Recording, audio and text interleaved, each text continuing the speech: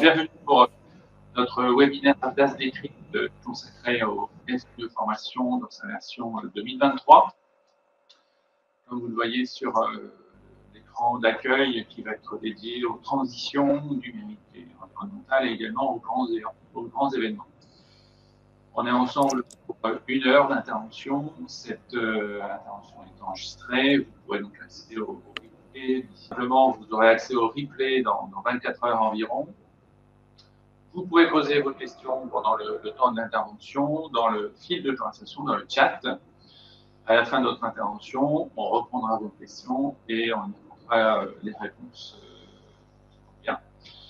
Pour cette intervention, nous sommes donc 3. Et donc, nous allons voir. Alors, nous sommes donc 3. Vous voyez Emilia Morinet qui est à distance avec nous. Emilia qui est en charge des subventions et des partenariats au niveau de l'Avdas. Et nous avons Agnès Jean-Laurent, directrice adjointe déléguée aux branches professionnelles, ainsi que moi-même, Yves Muchamblé, je suis directeur du développement et du réseau. Donc, le temps de cette intervention, nous allons voir 3 sujets. Le FNE Formation 2023 dans sa version globale. Un deuxième point qui sera sur le passage à l'action, donc sous quelle modalité vous pouvez déclencher l'utilisation de ce FNE Formation 2023 et nous clôturerons cette intervention par les slides de l'Avdas qui seront spécifiquement dédiés à ce FNE. Quelques mots très rapides sur l'Avdas. L'Avdas, c'est 31 branches, vous les connaissez, c'est 6 missions égaliennes, et donc notamment à travers le FNE, on va voir que 2 d'entre elles sont particulièrement mises en avant sur les évolutions en matière d'emploi d'un côté et sur l'adaptation à la transition écologique de l'autre côté. Pour mémoire, l'Avdas, c'est 25 implantations territoriales métropolitaines et ultramarines, donc avec une centaine de conseillers qui sont au quotidien à vos côtés pour vous accompagner sur l'ensemble de vos projets, emploi, formation, développement des compétences. On va tout de suite entrer dans le vif du sujet et je vais passer la parole à Emilia qui va nous présenter le FNE 2023 sur ses premiers éléments. Emilia, je te donne la main. Merci Yves, bonjour à toutes et à tous de vive voix.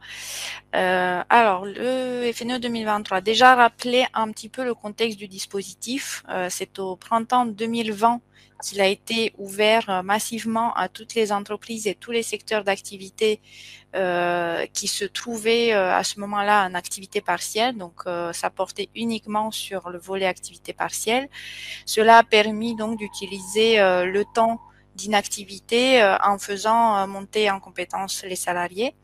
Ensuite, le dispositif a évolué pour permettre l'accompagnement de la reprise de l'activité notamment. Et enfin, il évolue à nouveau. Il vise désormais l'accompagnement des transitions. Donc, transition écologique, numérique, et on va voir aussi, il y a une troisième thématique transition alimentaire aussi, excusez-moi, j'ai pas précisé parce qu'à l'Avdas, on est moins concerné par cette priorité-là. Et enfin, il y aura une priorité conjoncturelle qui nous concerne plus particulièrement, c'est les grands événements sportifs. Et si vous n'avez pas déjà pris connaissance de l'instruction 2023 FNE, nous vous indiquons le lien pour aller la consulter. Ce qui suit, c'est un résumé du cadre FNE donné par cette instruction et par le règlement général d'exemption par catégorie, donc le RGEC, qui est le régime d'aide qui encadre le FNE formation. Alors, concernant les entreprises éligibles, il s'agit de toute entreprise au sens entité juridique, quel que soit son statut, donc y compris les associations, à partir du moment où elles exercent une activité économique. Même les entreprises ou les groupes de plus de 250 sont éligibles et donc rentrent dans la catégorie grande entreprise. Vous avez à l'écran donc les 3 catégories définies par le RGEC. et qui définiront le taux de prise en charge sous les FNE. Donc, petite entreprise, il s'agit des entreprises ou des groupes qui emploient moins de 50 salariés et dont le chiffre d'affaires ou le total du bilan annuel est inférieur à 10 millions d'euros. Sur les moyennes entreprises, dans les entreprises ou les groupes d'entreprises qui ont un effectif inférieur à 250 salariés, ou alors le chiffre d'affaires ou le total du bilan est inférieur à 50 millions d'euros. Et in fine, sur les grandes entreprises ou les groupes, en cas de situation de groupe d'entreprise, en fait, pour faire simple, ce sont celles qui ne sont ni petites ni moyennes entreprises. Merci Yves pour avoir repris la main. Je vous ai perdu pendant un court moment.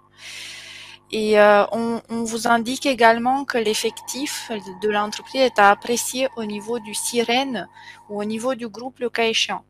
Il y aura bientôt une note ou une vidéo, on ne sait pas exactement pour le moment le format, qui va vous expliquer un peu plus en détail ce qui est précisé dans le RGEC pour le calcul justement à la fois des effectifs, du chiffre d'affaires et du bilan annuel par rapport à des entreprises qui seraient partenaires d'autres entreprises ou qui seraient liées avec d'autres entreprises.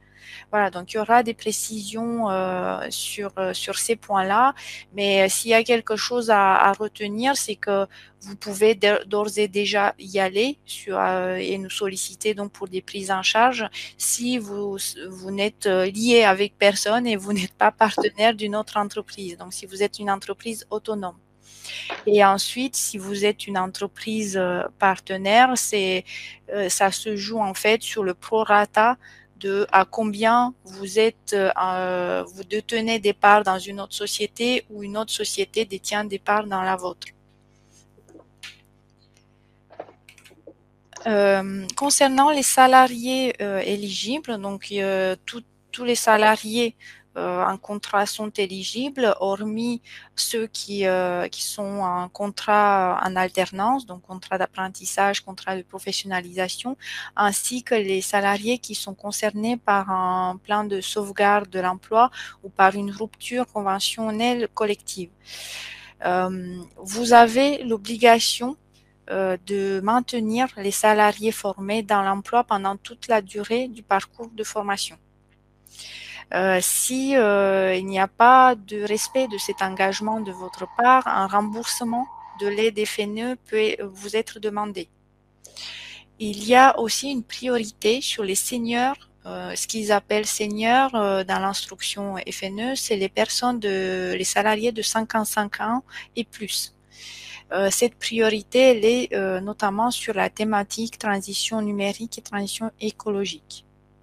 Par rapport aux formations éligibles au dispositif, il faut avoir en tête que tout type d'actions de formation sont éligibles à partir du moment où on respecte les éléments liés au Code du travail qui précisent les obligations en termes d'actions de formation. Les formations qui visent à développer... Emilia, tu es revenue ? Je suis revenue. Mais merci d'avoir pris la main.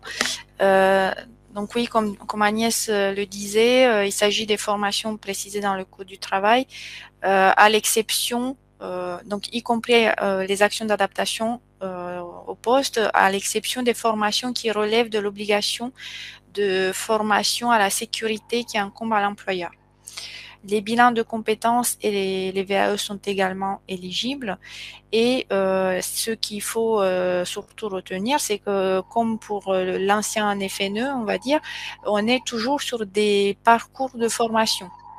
Donc, il faut qu'il y ait un positionnement pédagogique, des séquences de formation et une évaluation des acquis. Le parcours de formation, il est d'une durée maximale de 12 mois à partir de la date d'engagement, enfin de la date de l'accord de prise en charge de l'OPCO. Donc là, il y a une nouveauté, il y a quelque chose qui change par rapport au passé. Avant, on était sur 12 mois à partir de la date de début de la formation. Désormais, nous sommes sur 12 mois à partir de la date de l'accord de prise en charge de l'AFDAS. Pour prendre un exemple, si votre formation commence en juin et que vous avez fait, vous y êtes pris à l'avance, vous avez fait votre demande en mai et on vous a donné un accord en mai, les 12 mois courent à partir de mai et pas de juin. Je fais aussi un focus très important sur l'effet d'incitativité. Donc ça, c'est une obligation RGEC encore. Qu'est-ce que ça veut dire l'effet d'incitativité? Je vais y arriver. C'est en fait démontrer que le demandeur a mis en œuvre le projet une fois qu'il a obtenu l'aide FNE. Donc ça veut dire concrètement qu'une formation qui a déjà démarré ne pourra pas être financée. Donc vous devez nous faire nous solliciter, faire une demande de prise en charge en amont du démarrage de la formation. L'important, on va dire, ce sont les 3 thématiques possibles sur FNE 2023, puisque voilà, désormais on n'est plus sur la situation de l'entreprise, d'activité partielle ou de mutation ou de difficultés économiques, mais sur 3 thématiques prioritaires et exclusives qui sont la transition écologique, la transition numérique et les grands événements sportifs. Peut-être un complément, Emilia, par rapport à l'incitation. Tu parlais de déposer le dossier, la demande de prise en charge avant le démarrage. Il faut que l'accord de l'AFDAS soit donné avant le démarrage de la formation. Donc, ça nécessite que l'employeur s'y prenne au moins une semaine avant le début de la formation pour que nous ayons le temps d'analyser la demande et, si elle est complète et cohérente, de pouvoir l'entériner. Donc, il faut anticiper forcément entre le moment où la formation va démarrer et le moment où vous sollicitez les services de l'AFDAS. Et oui, merci Yves. Et une dernière précision importante, on n'est vraiment que sur des engagements 2023. Donc notre accord à l'AFDAS doit intervenir sur l'année 2023. Les formations qui seraient validées par l'AFDAS au-delà ne rentrent pas dans le cadre du FNE formation. Je te repasse la main pour la suite. Merci. Alors, pour entrer davantage dans les éléments de précision, on vous a parlé qu'il y avait 3 priorités sur lesquelles les entreprises de l'AFDAS peuvent être éligibles. La transition écologique, on se parlera après de la transition numérique, et puis on se parlera en 3e lieu des grands événements sportifs, et le Coupe du monde de rugby et les Jeux olympiques et paralympiques qui arrivent l'année prochaine.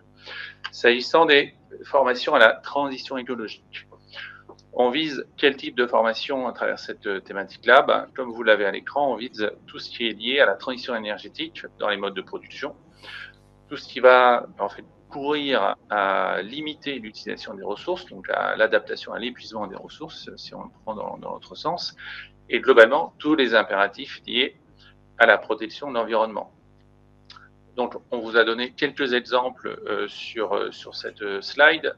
Ça peut être par exemple la sensibilisation à l'éco-responsabilité, à l'éco-conception. Donc, ça sous-entend une utilisation amoindrie des matériaux, des ressources, pour que cette conception soit davantage tournée vers l'écologie. Ça peut être également la conception dans une logique d'utilisation future du produit qu'on vient de concevoir, et donc en augmentant sa durée d'utilisation, finalement on génère une économie et on a un geste dédié à l'environnement. Ça peut être également le développement des compétences pour mettre en place des démarches et des pratiques éco-responsables au sein d'entreprises, et ce sur l'ensemble des collaborateurs qui peuvent intervenir. Donc ça va depuis la gestion des déchets, ça touche également les achats en ayant une démarche davantage responsable. Ça peut être de privilégier certains types d'achats, et donc notamment les circuits courts. Ça peut être globalement tout ce qui va contribuer à la réduction de l'impact environnemental. In fine, c'est également tout ce qui est en lien, finalement, tout ce qui est impacté par cette transition environnementale, transition écologique, et donc à travers les pratiques vertueuses, l'adaptation des méthodes de production. Et donc, dans l'adaptation des méthodes de production, des méthodes de travail, ça peut aussi être la diminution, par exemple, des transports. Et donc, quand l'entreprise revoit finalement son plan de transport, eh ben, ça peut impacter l'organisation de l'entreprise, les tâches qui sont confiées aux collaborateurs. Et donc, pour chacun de ces collaborateurs, en tirant le fil jusqu'au bout, ça peut revisiter finalement leur contenu de poste et donc les compétences qu'ils doivent maîtriser. Donc, on voit bien qu'en fait, là, on a une chaîne entre un souhait de la part de l'entreprise d'avoir une démarche davantage tournée vers l'écologie et une logique environnementale, et puis la revisite totale ou partielle, finalement, des actions qui sont confiées aux collaborateurs et donc les compétences dont ils ont besoin. Pour également maintenant aller sur la transition numérique, qui est la deuxième grande priorité sur ce FNE en version 2023. Que mettons-nous? Qu'est-ce qu'il y a derrière ce deuxième volet des formations à la transition numérique? En fait, on va avoir tout ce qui va concourir à mettre en place des projets innovants à la transformation numérique de l'entreprise. On va aussi parler d'hybridation des compétences. Ça peut être également, et on est tous potentiellement sujets à cette difficulté, c'est comment résister aux cyberattaques, comment se protéger des cybercriminels et assurer la protection des données de l'entreprise. Cette protection des données qui a un caractère vital pour la suite d'activités et pour la pérennité de l'entreprise. Là également, on vous a mis quelques exemples. Évidemment, le travail qui sera mené avec vos conseillers, ce sera de regarder au plus près de votre situation et de vos besoins, comment tout ça, ça peut se matérialiser. Et pour essayer d'illustrer ces situations, ça va être le développement des compétences émergentes. On va parler d'intelligence artificielle, on peut parler de cybersécurité, on l'a évoqué tout de suite. Ça peut être également tout ce qui est en lien avec la réalité virtuelle ou encore le métaverse. Quand on parle d'hybridation des compétences, on fait référence à de la communication digitale, du marketing digital. On peut aussi faire référence à l'e-réputation, qui est un sujet majeur aujourd'hui dans l'entreprise. Quand en fait, on voit tous les impacts que cela peut avoir. Dans les secteurs que couvre l'AFDAS, un sujet important autour de la billetterie ou alors de la diffusion des contenus, et notamment ceux audiovisuels.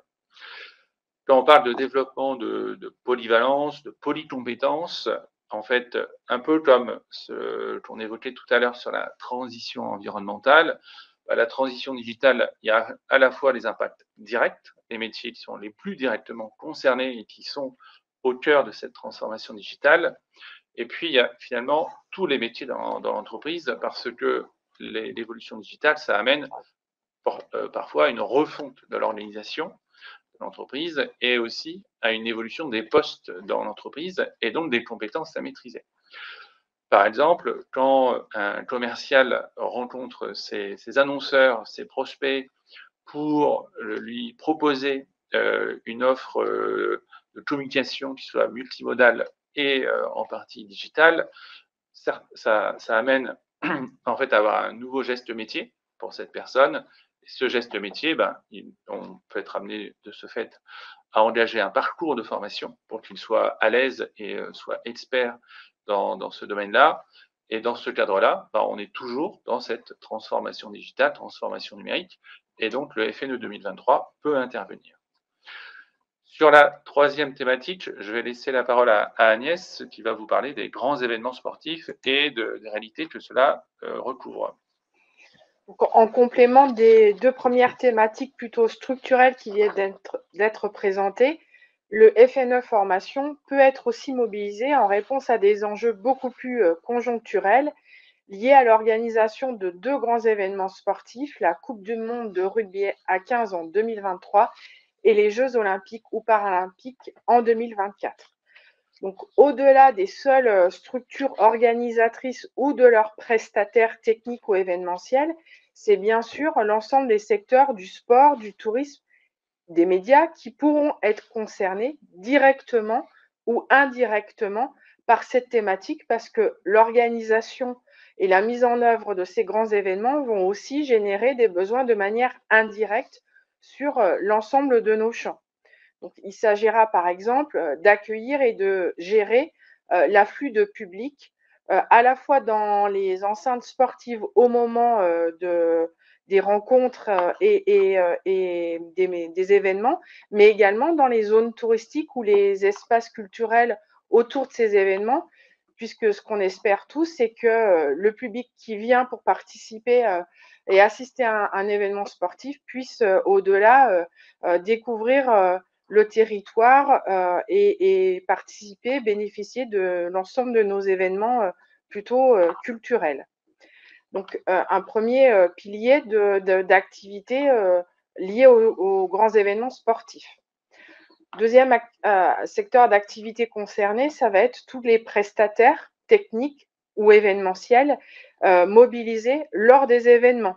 Ils vont avoir à gérer peut-être un pic d'activité, des équipes éphémères, et cela va nécessiter des compétences spécifiques et directement liées à l'organisation de ces grands événements.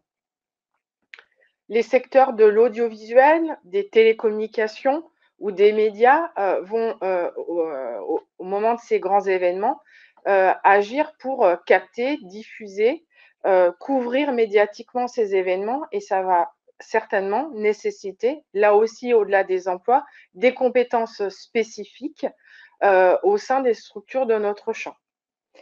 Et enfin, dernier secteur concerné par ces grands événements, le secteur lié au sport, puisque ces événements sont une occasion inédite de mettre en valeur la pratique sportive.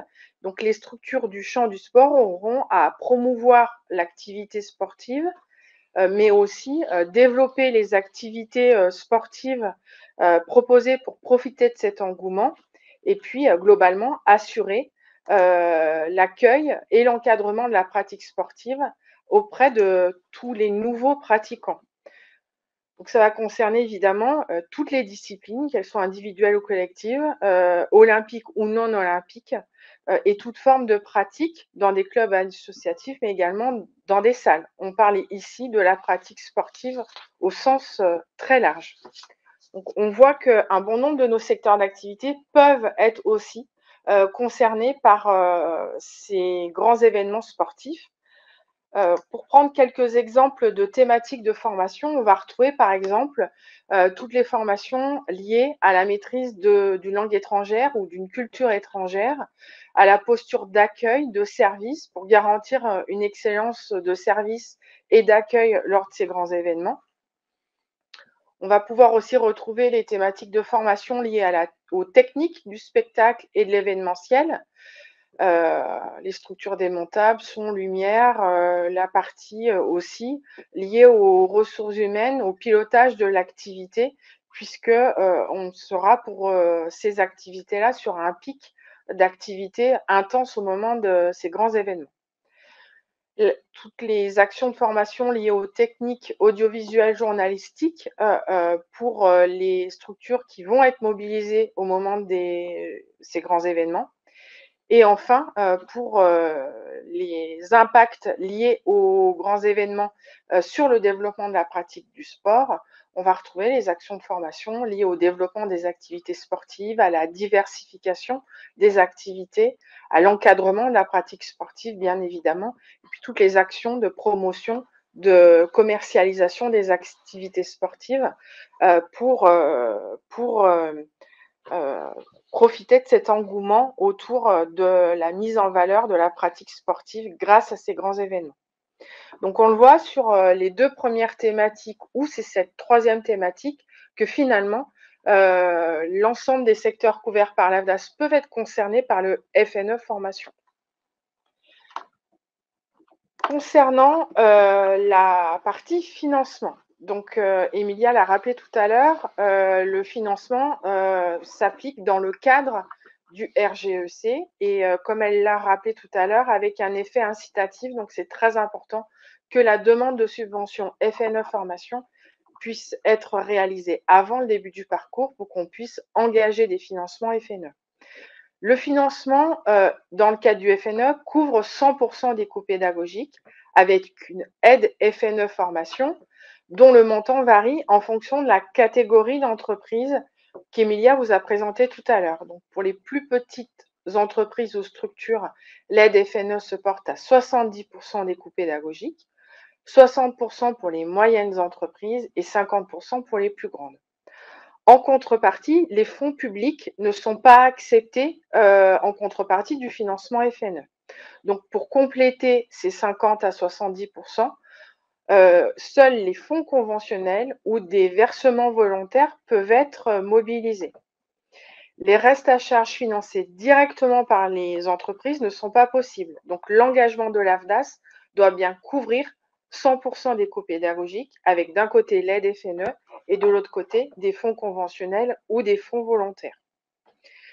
Donc, ce dispositif FNE, il constitue vraiment une véritable opportunité de former ses salariés, de développer les compétences de ces équipes autour de ces 3 grandes thématiques, parce que vous le voyez, on a quand même des conditions financières qui sont avantageuses, à la fois au regard du pourcentage de l'aide, du taux d'intensité de l'aide de l'État, mais également par le fait que les plus grosses structures ne sont pas écartées comme parfois sur certains dispositifs cofinancés.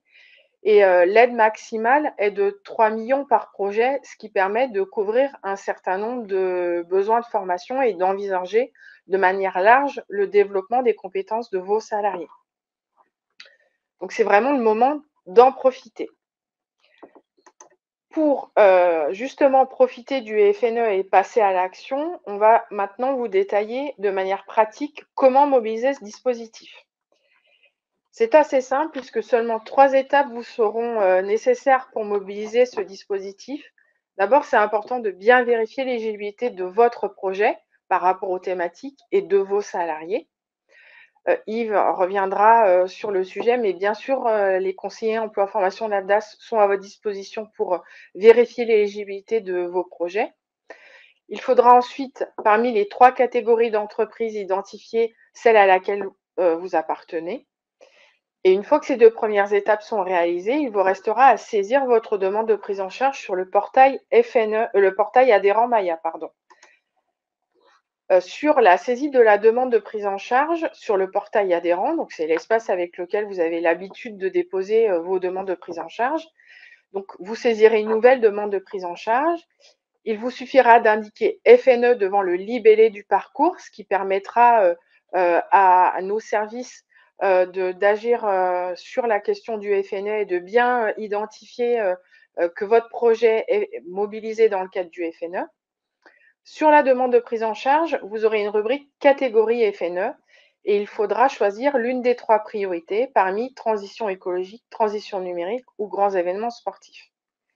Et puis à la fin de la saisie, vous ajoutez vos pièces justificatives, donc le programme avec la mention sur le positionnement, puisque dans le cadre du FNE, le positionnement en amont de la formation est nécessaire. Donc un programme de formation sur lequel mentionne bien l'existence d'un positionnement, le programme qui vous est fourni donc par l'organisme de formation, le devis, et puis la demande de subvention FNE formation 2023.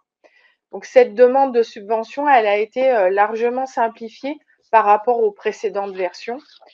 En fait, c'est au format PDF avec quelques cases à compléter ou des cases à cocher pour compléter votre demande de prise en charge, donc demande de subvention, pardon, donc c'est assez simple.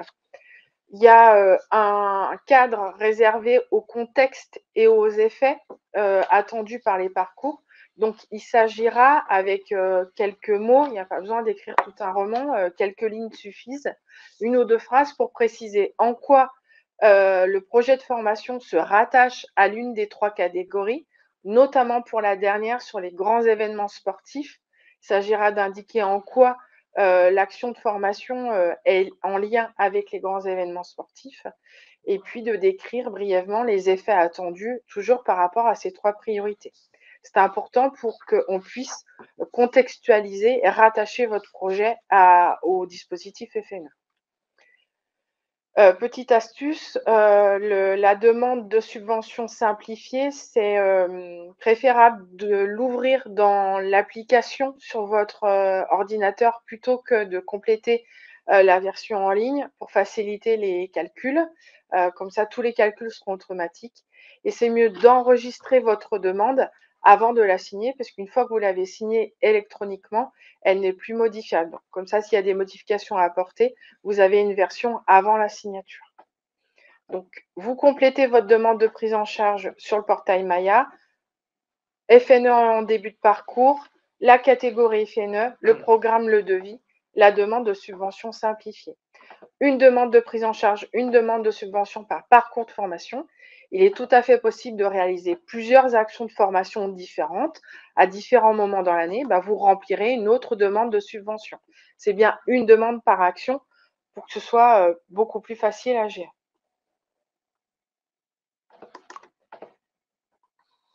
Vous retrouvez toutes ces informations sur notre site internet. Donc, on a une page web dédiée où vous retrouvez tous les éléments sur les entreprises, sur les salariés, sur les catégories, les thématiques et les démarches à effectuer. Et puis, une brochure FNE, donc c'est une plaquette qui présente toutes les informations que nous venons d'évoquer avec vous. Je vais maintenant redonner la main à Yves qui va vous expliquer comment mobiliser l'offre de service AFDAS pour vous aider à mobiliser le dispositif. Merci Agnès. Donc, le dernier point qu'on va voir ensemble avant de prendre vos questions et d'y apporter les réponses. Là, vous avez une vue sur l'entièreté de l'offre de service AFDAS que vous connaissez depuis donc l'aide sur les questions d'alternance, le développement des compétences, le financement des actions de formation, l'accompagnement sur vos projets RH sur mesure, et puis vous aider à impulser une démarche responsable de votre entreprise. Ce qu'on a fait ressortir par rapport à l'ensemble de l'offre de service qui vous est dédiée, ce qu'on a fait ressortir en bas de cette slide, c'est ce qui est le plus directement en lien avec la logique FNE formation. Donc, ce qui existe sur le catalogue clé en main, la transition éco, la cybersécurité, les formations qui peuvent exister sur le digital, le numérique. Tout ça, c'est pour vous faciliter l'accès à la formation, le repérage, l'identification des formations qui pourraient vous concerner, qui pourraient concerner vos salariés. Je passe la case FNE formation, puisqu'on l'a suffisamment décrite sur le financement en tant que tel, c'est pas la peine d'y revenir. Pour vous aider également globalement dans cette démarche et dans cette réflexion sur ces transitions que nous connaissons, nous vous rappelons que nous avons donc des prestations d'appui conseil, donc notamment certaines qui sont fléchées sur la transformation digitale, sur la cybersécurité. On en a également sur le champ de la RSE, et dans le champ de la RSE, on va y trouver les enjeux liés à la transition écologique, et puis l'appui conseil RH, puisque tous ces changements peuvent avoir un impact sur la vie d'entreprise et sur son organisation. Et donc, on a aussi des prestataires qui peuvent vous accompagner sur ce sujet-là. Nous en étions à l'offre de service de l'AFDAS et celle qui est le plus en ligne avec les sujets du FNE version 2023. Donc, je vous mettais notamment en évidence les outils qui sont à votre disposition sur les enjeux de transition éco, sur les cybermenaces, et donc notamment les outils, c'est les outils de sensibilisation, de prise de connaissance des enjeux, l'appui conseil et les actions de formation qui sont proposées. Un rappel sur la prise de contact avec votre conseiller. Soit vous avez déjà les coordonnées directes de votre conseiller, auquel cas je vous invite à les utiliser et à vous rapprocher de votre conseiller. Si vous ne connaissez pas les coordonnées de votre conseiller, vous avez plusieurs modes de prise de contact. Donc, soit en allant sur votre espace Maya, vous avez une rubrique demande de contact et vous serez mis en relation avec votre conseiller. Lui-même vous recontactera et vous proposera un rendez-vous pour pouvoir échanger avec vous. Ou alors, vous utilisez notre ligne téléphonique, le 01 44 78 39 39, qui répondra à vos interrogations et, si besoin, vous mettra en relation avec un conseiller spécifiquement qui vous accompagnera tout au long de votre projet. Peut-être en quelques mots, et avant de revenir sur les questions qui ont été mises dans le fil de conversation, aussi revenir sur un point, tout à l'heure c'était évoqué, date limite d'utilisation du FNE en version 2023, c'est le 31 décembre. Nous sommes déjà fin juin, c'est-à-dire que nous avons 6 mois devant nous pour utiliser cette ressource, cette subvention, qui est, et on l'a présenté tout à l'heure, entre 50 et 70% de cofinancement, donc qui est quand même très sensible. Donc je ne peux que vous inviter à vous pencher sur cette question très rapidement et à vous rapprocher de votre conseiller pour vous aider à passer à l'action et à bénéficier de cet outil, de cette subvention. Je vous propose de regarder les questions qui sont dans le fil de conversation. On en a perdu quand on s'est déconnecté, on a perdu des questions. Alors n'hésitez pas à reposer vos questions. Alors, on va regarder en favoris ce que nous avons. On a perdu pas mal. Alors, désolé, avec ces différentes coupures, on a perdu un certain nombre de questions, mais au moins, on va essayer de répondre à celle-ci. Dernière question, est-ce que c'est Android d'effectuer la demande, dont je pense FNE sur son espace? Oui. Comme l'évoquait tout à l'heure Agnès, la demande, en fait, elle est conjointe à faire sur Maya. Donc, vous avez la demande classique, comme vous le faites habituellement sur Maya, avec les pièces qu'on vous demande habituellement, programme, donc là, bien en veillant à ce qu'il y ait ce positionnement qui soit mis en évidence au programme, le devis et le document qu'on appelle demande de subvention simplifiée FNE, qui sera jointe, que vous allez joindre à votre demande Maya. Si vous avez besoin d'aide pour la compléter, vous avez un certain nombre d'outils. Vous avez notamment un tuto qui sera accessible bientôt et qui vous explique comment le compléter. Vous pouvez également vous rapprocher de votre conseiller qui va vous aider pour le compléter. On avait une question, est-ce qu'on peut débuter une formation en 2023 et la terminer en 2024? Oui, tout à fait. Ce qui est important à retenir, c'est qu'il faut que l'engagement, c'est-à-dire l'accord de l'AFDAS, soit donné en 2023, au plus tard donc le 31 décembre 2023. La formation ne peut pas dépasser 12 mois, donc ça veut dire que ça peut tout à fait déborder sur 2024 et au maximum, ça peut aller jusqu'au 31 décembre 2024. Nous avons une question sur les fonds conventionnels. Soit l'entreprise n'en dispose pas, puisqu'elle pourrait être dans une branche qui ne prévoit pas de conventionnel, ou alors le conventionnel de l'entreprise a déjà été mobilisé. On l'a prévu, on l'a présenté tout à l'heure. En fait, il y a deux façons de cofinancer le FNE, soit via le conventionnel, si cette mobilisation est possible. Si elle n'est pas possible, l'autre façon de cofinancer le FNE, c'est via un versement volontaire. Auquel cas, si vous n'avez plus de disponible sur le conventionnel, on vous sollicitera pour faire un versement volontaire sur le solde restant à financer, donc entre 30 et 50% du coût de formation. On a une question sur les BPGEPS, peut-être Agnès, veux-tu y répondre? Dans le cadre de la thématique grands événements sportifs, toutes les certifications liées à l'encadrement de la pratique sportive sont éligibles dans la mesure où la structure qui porte le projet de formation peut expliquer en quelques mots que, en lien avec ces grands événements, un développement de la pratique sportive est attendu au sein de sa structure, quelle qu'elle soit. Je le répète, un club associatif, une salle, des disciplines olympiques ou des disciplines non olympiques. Ce qu'on attend au travers de ces grands événements, c'est que on ait de plus en plus de pratiquants de la pratique, d'une activité sportive sous toutes ses formes. Et dans ces cas-là, ça va nécessiter au sein des structures du champ du sport d'avoir plus d'encadrants de la pratique sportive ou d'élargir le champ de compétences des encadrants qui sont déjà au sein de vos structures. Donc les BPGEPS, DEGEPS, etc. peuvent tout à fait éligibles. Il y aura peut-être une précaution à envisager. Cela concerne la durée du parcours, puisqu'on a expliqué que le parcours doit s'étaler sur une durée de 12 mois maximum à compter de l'accord de prise en charge, la date d'engagement des financements par l'AFDAS. Or, ce type de parcours, bien souvent, nécessite plus que 12 mois. Dans ces cas-là, il pourra être demandé aux prestataires de formation de découper le parcours avec une partie sur les 12 mois qui pourront faire l'objet d'une demande FNE et puis une partie en dehors des 12 mois pour les quelques semaines ou mois au-delà des 12 mois. Ça demande un petit peu entre guillemets, de gymnastique et d'ingénierie de dispositif, mais c'est un vrai levier de financement dont nous avons tous collectivement besoin. La question sur les dirigeants bénévoles, non, ils ne sont pas éligibles à ce dispositif.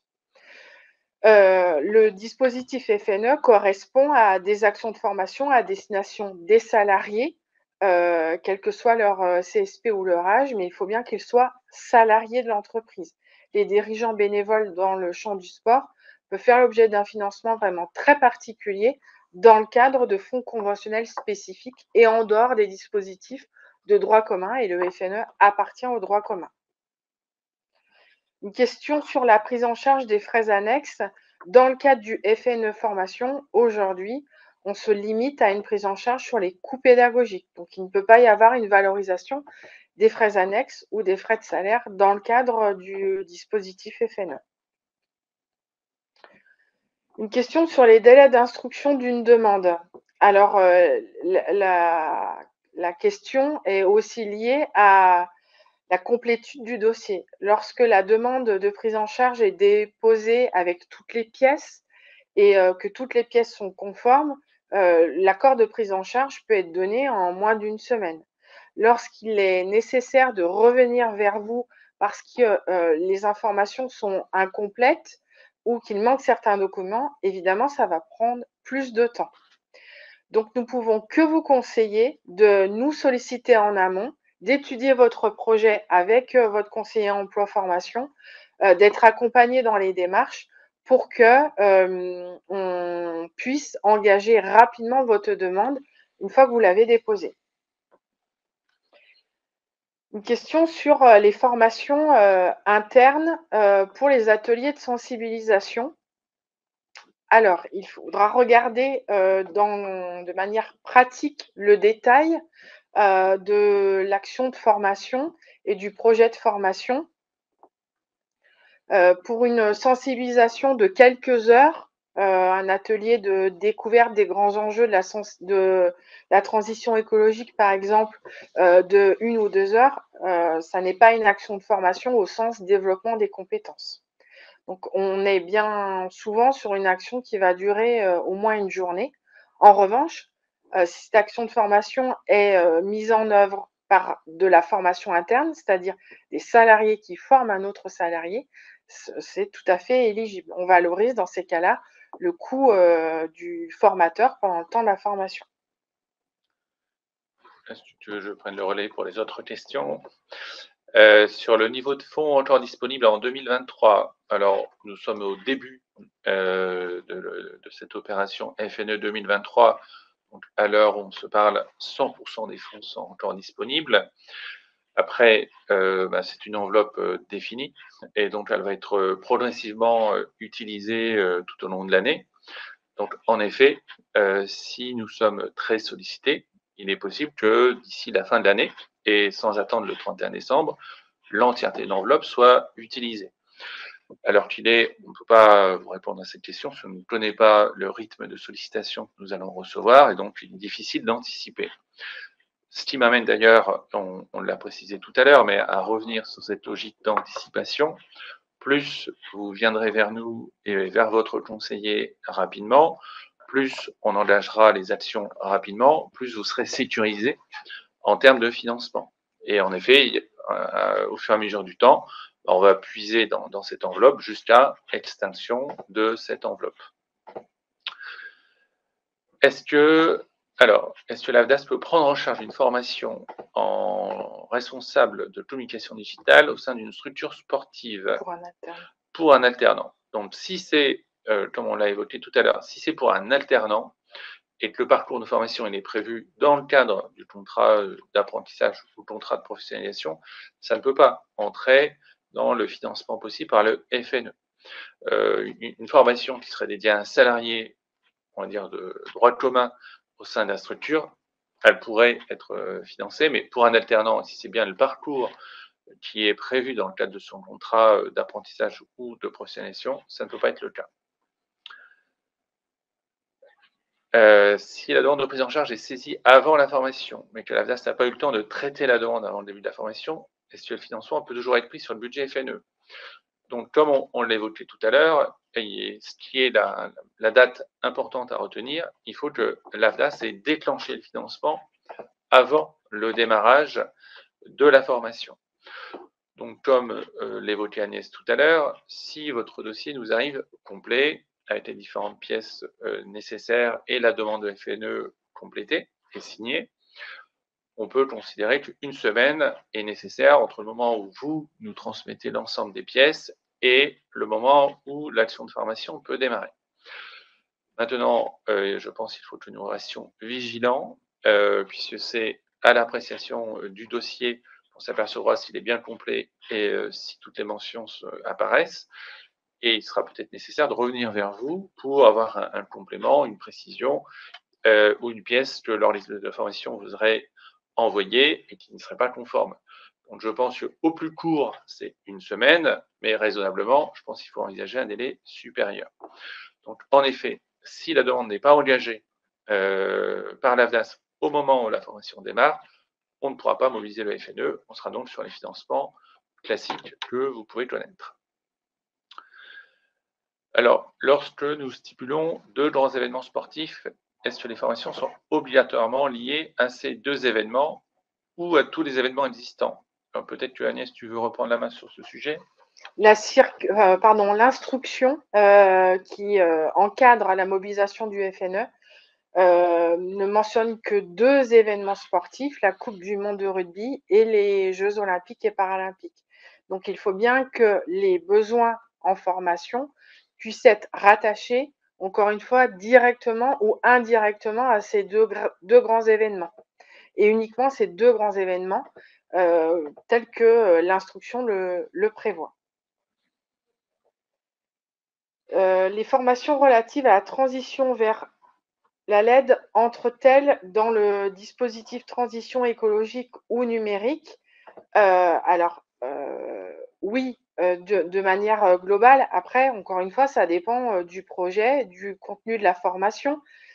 Si c'est une formation à la simple utilisation de quelque chose, ça paraît complexe. Là, on est bien sur l'acquisition d'une compétence qui favorisera la transition écologique ou numérique. Donc, encore une fois, pour ce type de questions vraiment précises, il vaut mieux adresser votre projet de formation en amont au conseiller pour une bonne lecture et une bonne analyse du dispositif, parce que une réponse hâtive est certainement trop complexe et pourrait vous induire en erreur. La question du salarié. Est-ce que un salarié peut bénéficier d'un financement FNE? Oui, c'est un salarié en CDD ou en CDI, c'est un salarié, donc pas de difficulté. En dehors des contrats en alternance, les salariés en CDD peuvent tout à fait bénéficier d'un financement FNE. Il est important pour autant que l'action de formation soit comprise pendant le CDD. Une fois que le CDD s'arrête, il n'y a plus de couverture possible des formations. Est-ce que la mise en place de formations à distance peut être financée par le FNE? Pas de difficulté là aussi. Les actions de formation interne, les actions de formation à distance sont tout à fait valorisables. Lorsqu'on travaille avec un prestataire externe, pour mémoire, il faut que le prestataire soit certifié Calliope. Et pour l'action de formation à distance, il faut que ça respecte les principes de la qualité, du décret qualité en matière de formation à distance. Donc, vous pouvez retrouver sur notre site internet tous les éléments liés à la formation à distance. Une question sur le reste à charge au-delà de la part FNE comprise entre 50 et 70%. est-ce que le bénéficiaire peut mobiliser son CPF si l'employeur ne peut pas mobiliser ses fonds de droit commun ni payer le reliquat sur ses fonds propres? Donc, je vais revenir sur la question du financement. En contrepartie de l'aide FNE, on n'a que des financements privés qui peuvent se mobiliser. Les seuls financements privés sont aujourd'hui les fonds conventionnels ou un versement volontaire de l'employeur. Il n'est pas possible de mobiliser le CPF, déjà parce que c'est par principe des droits des fonds publics et non des fonds privés, et puis parce qu'aujourd'hui, il n'y a pas le système de cofinancement du CPF par un dispositif porté par l'AFDAS. Quand le salarié mobilise son CPF, c'est à lui de compléter le financement ou à l'employeur, mais en payant directement. Pour la partie prise en charge par l'employeur directement, c'est à nouveau pas possible. Pour qu'on puisse mettre en place l'aide FNE et avoir 50, 60 ou 70% de coûts financés par le FNE, il faut bien qu'on ait une prise en charge qui soit portée à 100%. Donc, c'est-à-dire que les 30, 40 ou 50% restants doivent être mobilisés obligatoirement sur des fonds conventionnels ou sur des fonds volontaires. Si tu veux, je prends le relais. Sur une question par rapport à l'événement sportif, et donc je pense que vous faites référence soit à la Coupe du Monde de rugby, soit aux Jeux Olympiques. Est-ce qu'il doit y avoir un événement dans la ville où vous vous situez ou à proximité, ou alors la proximité d'un aéroport international?